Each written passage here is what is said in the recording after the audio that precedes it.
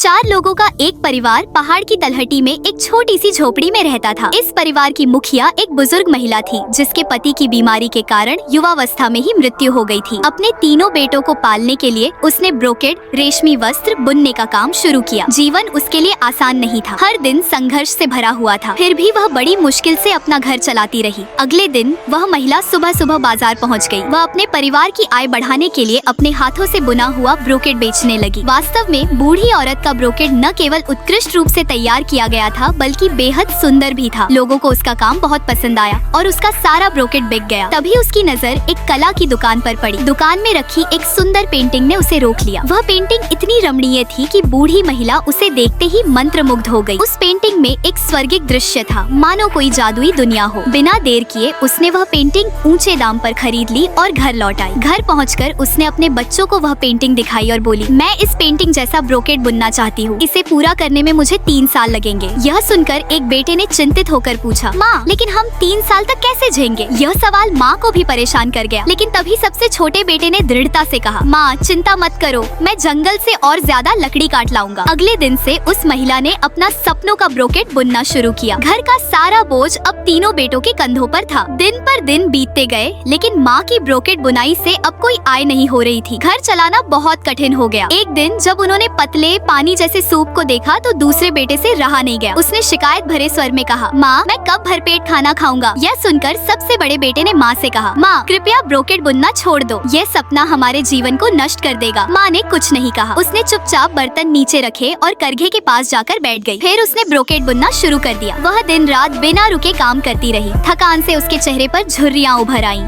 बालों में सफेदी झलकने लगी और हाथों पर घाव हो गए। फिर भी वह नहीं रुकी क्योंकि उसे पूरा विश्वास था कि कठिनाइयों के बाद ही सच्ची खुशी आती है।